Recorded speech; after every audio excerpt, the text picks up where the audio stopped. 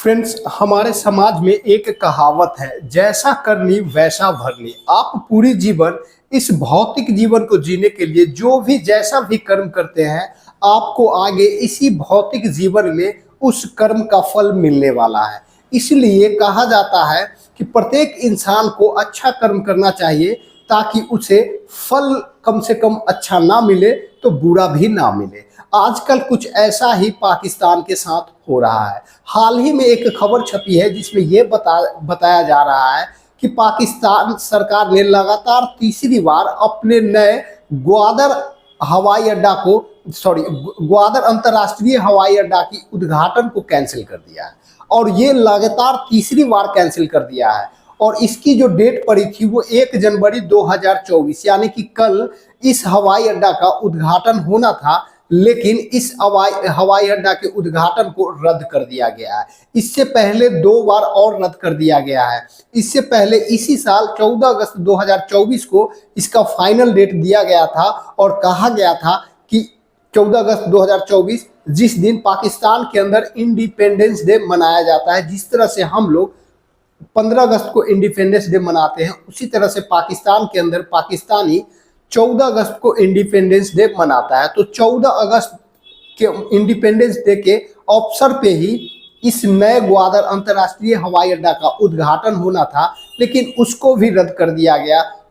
उसके बाद एक बार और डेट पड़ा, वो भी रद्द हो गया। और तीसरी बार 1 जनवरी 2025 को उद्घाटन होना था, यानी कि कल। आज 31 दिसंबर है, आज साल का लास्ट डे है और कल नए साल की फर्स्ट डे को ही उद्घाटन होना था। लेकिन बीच में ही खबर आ जाती है 2 दिन पहले ही कि अब तीसरी बार भी इस उद्घाटन को रद्द कर दिया गया है, जबकि इस हवाई अड्डे का पूरा खर्चा 250 मिलियन अमेरिकी डॉलर के लागत से चाइना ने बनवाया है।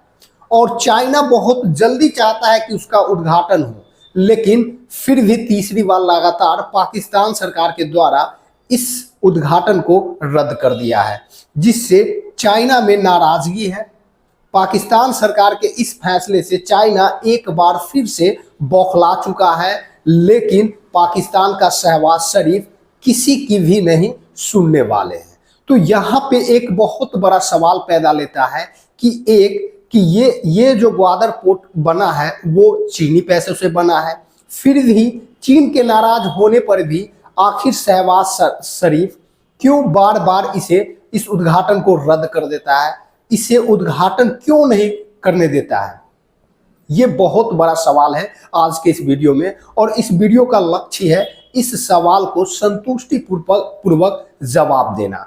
तो बने रहे इस वीडियो में शुरू से अंत तक, ताकि पाकिस्तान के गैरत पे आपको हंसी आए कब जब आप इस वीडियो को सुनेंगे ध्यान से। तो पाकिस्तान का जो डर है वो तो हम बाद में बताएंगे, पहले हम जान लेते हैं कि आखिर ग्वादर पोर्ट में इतना बड़ा इन्वेस्टमेंट चाइना क्यों किया। क्योंकि दुनिया को पता है कि अभी इस वक्त पाकिस्तान के हालात बहुत ही खराब है, फिर भी पाकिस्तान के साथ सहयोग करना, पाकिस्तान के अंदर पैसे का इन्वेस्टमेंट करना। दूसरी तरफ दुनिया को ये भी पता है कि पाकिस्तान दुनिया भर में आतंकवाद को एक्सपोर्ट करता है। इन सब चीज़ों को जानते हुए चाइना इतना बेवकूफ़ी कैसे कर सकता है, इसको समझते हैं, फिर जानेंगे कि कारण क्या है उद्घाटन को कैंसिल करने का। तो आपको याद है, आपको शायद मालूम हो कि अभी दुनिया भर में जितने सारे अंतर्राष्ट्रीय ट्रेड हो रहे हैं, मतलब एक्सपोर्ट इंपोर्ट, उसमें एक्सपोर्ट करने में चाइना दुनिया में नंबर 1 है। और दुनिया में नंबर 1 है, और दूसरा कि चाइना भौगोलिक रूप से जहाँ पे स्थित है वहाँ से उसके पास अभी अपने माल का सप्लाई दुनिया में करने के लिए एक ही रूट है, और वो रूट है चाइना समुद्र है, जो साउथ चाइना सी है, उससे होते हुए वो मलेशिया के पास स्टेट्स ऑफ मलक्का है, उससे होते हुए हिंद महासागर में आता है, और हिंद महासागर से पूरी दुनिया में उसका माल बिकने को जाता है। और दूसरी तरफ हम जानते हैं कि हिंद महासागर पे पूरी तरह से प्रभाव भारत का है, और भारत के नाम से ही उस सागर का नाम है हिंद महासागर। तो वह हिंद महासागर में भारत का नेवी काफी ज्यादा स्ट्रांग है, भारत का एयरफोर्स काफी ज्यादा स्ट्रांग है। और हम ये भी जानते हैं कि चाइना और भारत का दुश्मनी सन 1962 से भारत के पहले प्रधानमंत्री पंडित जवाहरलाल नेहरू के समय में, जब 72,000 वर्ग मील लद्दाख का जमीन चाइना के द्वारा छीन लिया गया था, तभी से भारत चाइना आपस में लड़ते फिरते हैं। और ऐसा कई मौके पे देखा गया है कि चाइना और भारत के आर्मी एक दूसरे के आमने सामने आ जाता है। तो भारत के पास ये कमजोर नस है चाइना का, जिसे दबा देता है। कौन सा? तो जैसी चाइना स्टेट्स ऑफ मलक्का से हिंद महासागर में निकलता है, वहीं पे एंटी डंपिंग चार्ज भारत सरकार लगा देता है, जिससे पूरे दुनिया में चाइना का जो सामान है वो महंगा होने लगता है। जबकि चाइना के प्रोडक्ट का पूरे दुनिया में पहचान ही है कि वो सस्ता होता है, और जैसे ही वो महंगा हो जाता है तो पूरी दुनिया उसके प्रोडक्ट को बहिष्कार करने लगता है, जिससे चाइना का इकोनॉमिकली हानि होने लगता है, लॉस होने लगता है, जिससे चाइना काफी ज्यादा नाराज रहता है और काफी ज्यादा परेशान रहता है। इस परेशानी को देखते हुए चाइना ने इस रूट का एक अल्टरनेटिव रूट के रूप में मजबूरी में पाकिस्तान से सहयोग करता है। और फिर चाइना अपने शिनजांग प्रांत से लेकर और पाकिस्तान के बलूचिस्तान में स्थित ग्वादर एरिया तक वो एक परियोजना निकालता है, जिसको कहता है वो CPEC, China Pakistan economic corridor, जिसे हम शॉर्ट फॉर्म में CPEC भी कहते हैं। तो ये CPEC परियोजना इसी उद्देश्य से चाइना द्वारा लाया गया था कि भारत के हिंद महासागर के रास्ते से जो माल बेचने जाना पड़ता है पूरी दुनिया में, उससे हमारा पीछा छूट जाए और पूरी तरह से भविष्य में भारत से इंडिपेंडेंस हो जाए, भारत पे किसी भी प्रकार का डिपेंडेंसी हमारी ना रहे। इसको ध्यान में रखते हुए CPEC परियोजना का उद्घाटन करता, जिसमें लाखों करोड़ों अरबों डॉलर का इन्वेस्टमेंट अभी तक चाइना कर चुका है। तो लाखों करोड़ों US डॉलर का इन्वेस्टमेंट करके चाइना भारत से इंडिपेंडेंस रह सके, इसलिए ये दूसरा अल्टरनेट पाकिस्तान के साथ सहयोग करके लेने जा रहा है। लेकिन अभी तक चाइना को इस परियोजना का लाभ नहीं मिल रहा है। खर्चे तो बहुत हो चुके हैं, लेकिन लाभ नहीं मिल रहा है। क्यों?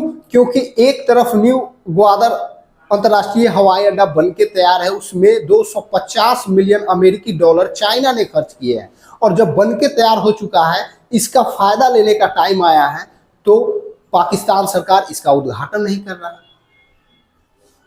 अब इसका पर्पस क्या था? एक पर्पस तो जान गए कि चाइना क्यों इतना पैसा इन्वेस्ट करके पाकिस्तान से सहयोग करके पाकिस्तान के रास्ते ये परियोजना का उद्घाटन किया, क्योंकि भारत से इसका पीछा छूट जाए। हिंद महासागर में भारत हमेशा उसे परेशान करता है, और ये परेशानी से बचने के लिए यहाँ आया, लेकिन यहाँ भी उसको एक डर लगा रह गया। वो डर है बलूचिस्तान के लड़ाके, यानी कि BLA, बलूचिस्तानी लिबरेशन आर्मी। ये अपने आप को है तो ये पाकिस्तान का ही एक प्रांत, लेकिन पाकिस्तानी अपने आप को ये नहीं समझते हैं। ये अपने आप को पाकिस्तान से अलग देखते हैं, और पाकिस्तान सरकार से ऑफिशियली इनका हमेशा लड़ाई इस बात के लिए रहता है कि हमें आज़ाद कर दो, मैं एक मतलब आज़ाद राष्ट्र बनना चाहता हूँ। वो ये ठीक वैसा ही कर रहा है बलूचिस्तान प्रांत के लोग, जैसा कभी पाकिस्तानी भारत के साथ 1947 में किया था। भारत उस वक्त आज़ादी के लिए अंग्रेजों से जूझ रहा था, उसमें साथ देना चाहिए था उस वक्त के कुछ मुसलमानों को, लेकिन साथ ना देकर उसने अपने लिए एक देश मांग लिया था।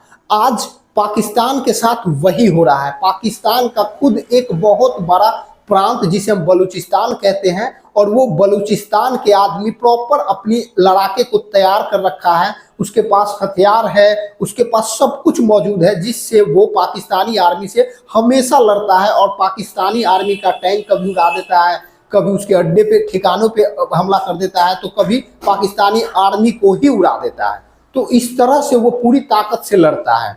तो अब आपके मन में एक सवाल है कि तो पाकिस्तान का ही जब एक सिटी है, और पाकिस्तान मतलब कुछ लोग होंगे लड़ने वाले, पाकिस्तान के पास परमाणु बम है, इतने सारे हथियार है, इतने सारे देशों से उसका संपर्क है, वो चाहे तो यूं मिटा दे बलूचिस्तानी आर्मी को। तो इतना आसान नहीं है। अगर बलूचिस्तानी आर्मी को, बलूचिस्तानी लड़ाके को पाकिस्तान अगर उड़ाना चाहे, पूरी तरह से सफाई करना चाहे, तो इसके लिए 2-4 आर्मी से नहीं होने वाला है काम। पूरी आर्मी, एयरफोर्स, नेवी को लगाना होगा, पूरी ताकत से बलूचिस्तानी लड़ाके से पाकिस्तान सरकार को लड़ना पड़ेगा, तब जाके उसे इस मुश्किल से राहत मिलेगा और फिर वो उद्घाटन कर पाएगा। तो फिर आपके मन में सवाल आएगा, तो ये कर क्यों नहीं लेता पाकिस्तान? तो नहीं कर सकता है। क्यों नहीं कर सकता है? क्योंकि बलूचिस्तानी लड़ाके इतने कमजोर नहीं है कि पाकिस्तान सरकार 10-20 आर्मी भेज के काम निपटा दे। अगर ऐसा होता तो पाकिस्तान सरकार कब का ये काम खत्म कर चुका होता। बलूचिस्तान को हराने के लिए, उस पर विजय पाने के लिए पाकिस्तान सरकार को पूरी ताकत से लड़ना पड़ेगा, और वो इसलिए पूरी ताकत से लड़ नहीं पाता है क्योंकि उसे कहीं ना कहीं इस बात का डर है कि जैसे ही हम बलूचिस्तान से उलझना शुरू करेंगे, ऊपर का पीओके भारत छीन लेगा। क्योंकि भारत अभी अच्छे पोजीशन से गुजर रहा है और भारत में जो नेतृत्व करने वाला प्रधानमंत्री है वो भी बढ़िया है, पाकिस्तान के हमेशा खिलाफ रहता है।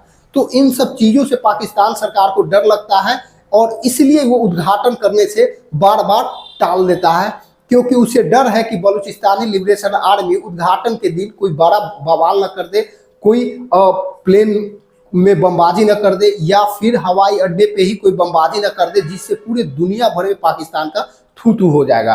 इस चीज को नजर में रखते हुए पाकिस्तान लगातार तीसरी बार अपने नए ग्वादर अंतर्राष्ट्रीय हवाई अड्डा का उद्घाटन को, कल जो होने वाला था 1 जनवरी 2025 को, उसको भी कैंसिल कर दिया। तो अब आपको समझ में आ गया होगा कि चाइना इतना बड़ा इन्वेस्टमेंट पाकिस्तान के साथ मिलके पाकिस्तान के घर में क्यों किया, और ये भी समझ में आ गया होगा अब तक आपको कि पाकिस्तान बार बार तीसरी बार क्यों अपने नए ग्वादर अंतर्राष्ट्रीय हवाई पोर्ट की उद्घाटन को रद्द कर रहा है। तो रद्द करने के पीछे ग्वादर बलूचिस्तान लड़ाके हैं, और चाइना का इन्वेस्ट करने के पीछे भारत से चाइना का पीछा छुड़ाना है। अब इस सीपेक रूट का यूज करके चाइना चाहता है पूरे यूरोप में एंट्री मारना, खाड़ी देश में एंट्री मारना। इससे दो तरह के फायदे मिलेंगे। एक तो हिंद महासागर में उसको दूरी हो जाता है, दूसरी बात कई दिनों के बाद माल पहुंच पाता है यूरोप के देश में।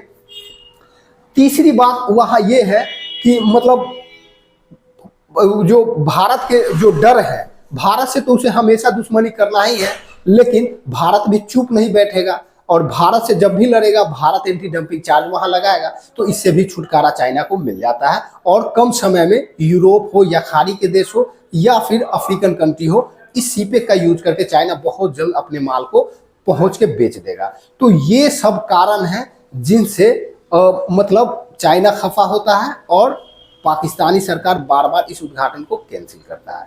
तो आशा करता हूं कि आज के इस वीडियो का जो भी कंसेंस थे वो आपको समझ में आ गया होगा। तो वीडियो को जितना संभव हो सके लाइक शेयर कर दे, और इसी तरह के नए अपडेट के लिए चैनल को सब्सक्राइब करके बेल आइकन को जरूर प्रेस कर दे। और इसी के साथ आज का वीडियो समाप्त होता है। मिलते हैं नेक्स्ट वीडियो में नेक्स्ट अपडेट के साथ, तब तक के लिए जय हिंद।